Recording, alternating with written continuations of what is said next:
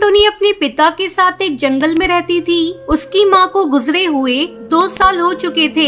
एक दिन टुनटुनी के पिता बीमार पड़ गए। बीमारी की हालत में वो सोचने लगा, इतनी ज्यादा तबीयत खराब है, अगर मुझे कुछ हो गया तो टुनटुनी की देखभाल कौन करेगा। मैं आज ही अपने मालिक को बुलाऊंगा कि वो मेरी बेटी को गोद ले ले और उसकी अच्छी तरह से देखभाल करे। आखिर मैंने अपने मालिक की इतनी सेवा जो की है, मालिक मेरी बातों को नहीं टालेंगे। 2 दिन से बीमारी के कारण टुनटुनी का पिता टुन्नू काम पर नहीं जा रहा था। तब उसका मालिक कहता है, अरे टुन्नू, क्या हुआ भाई तुम्हें? तुम 2 दिनों से काम पर नहीं आ रहे हो, इसलिए मैं तुम्हें आज देखने के लिए आया हूँ। सेठ जी, अच्छा किया जो आप आ गए। मैं आज ही आपको याद कर रहा था। ऐसा लगता है अब मैं नहीं बचूंगा सेठ जी। ये मेरी बेटी है टुनटुनी।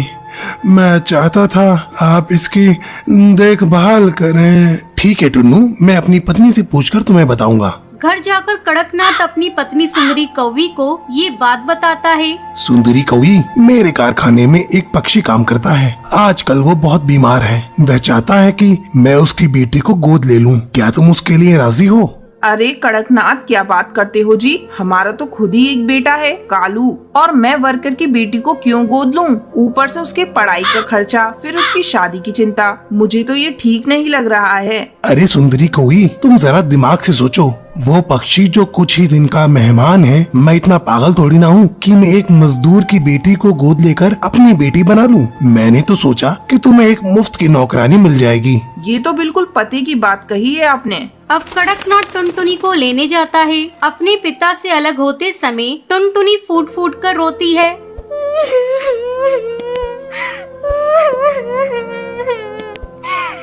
बाबा, मुझे अपने से अलग मत करो। मैं आपसे अलग होकर कैसे रहूंगी?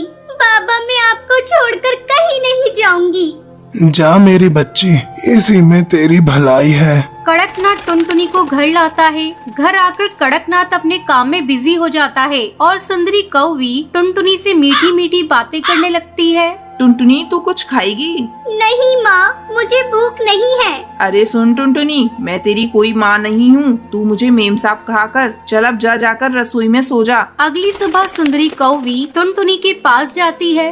ए टुनटुनी, चल अब उठ। हमारे यहाँ इतनी देर तक कोई नहीं सोता।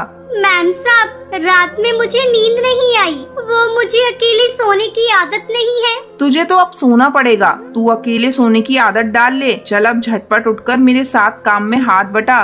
टुनटुनी सुंदरी के साथ काम में हाथ बटाने लगती है। शाम को कड़कनाथ जब ऑफिस से आता है, टुनटुनी, मेरे लिए ठंडा पानी लेकर आओ। अभी लाती हूँ साहब। ये लीजिए साहब। कैसा पानी है? मैंने तुम्हें ठंडा पानी लाने को कहा था और तूने नल का पानी लाकर मुझे दे दिया। सारा मूड खराब कर दिया। ये कहकर कड़कनाथ टुनटुनी को एक थप्पड़ लगा देता है। धीरे धीरे समय गुजरने लगता है। एक दिन कड़कनाथ को कारखाने में खबर मिलती है कि टुनटुनी के पिता की मौत हो गई। कड़कनाथ ये बात टुनटुनी को नहीं बताता। अब कड़कनाथ और उसकी पत्नी सुंदरी कौवी टुनटुनी पर पहले से भी ज्यादा अत्याचार करने लगते हैं। एक रात जब टुनटुनी सोई हुई थी, तब उसके सपने में उसके पिता आते हैं और उससे मिलने की इच्छा जाहिर करते हैं। बेटा, मैं तुमसे मिलना चाहता हूँ। काफी दिन तुझे देखे हुए हो गए। टुनटुनी सपने में अपने पिता को देखकर बेचैन हो जाती है। अब टुनटुनी सुंदरी कौवी के पास जाती है। उस समय कड़कनाथ और सुंदरी कौवी सो रहे थे। टुनटुनी दरवाजा खटखटाने लगती है। मैम साहब जल्दी दरवाजा खोलिए। मुझे अपने बाबा से मिलने जाना है। मेरे बाबा मुझे बुला रहे हैं। मैं अपने बाबा के पास अभी इसी वक्त जाऊंगी। अरे टुनटुनी, इतनी रात हो गई है, तुम हम लोगों को परेशान क्यों कर रही हो? कौन सी आफत आ गई? मैम साहब, अब मैं यहाँ एक पल नहीं रहूंगी। मेरे बाबा मुझे बुला रहे हैं। मैं अपने बाबा के पास अभी जाऊंगी। चुप हो जा कमबख्त, सारी नींद खराब कर दी। कल सुबह बात करेंगे, चल अब भाग यहाँ से। टुनटुनी रोती रह जाती है, लेकिन कड़कनाथ और सुंदरी कौवी पर उस बच्ची के रोने का कोई असर नहीं होता। ये सब कालू कौवा देख रहा होता है और कालू को टुनटुनी पर दया आती है, लेकिन कालू कौवा कुछ कर नहीं पाता। एक दिन सुंदरी कौवी टुनटुनी को बेवजह पीट रही होती है, तभी कालू कौवा वहाँ आता है और टुनटुनी को बचा लेता है।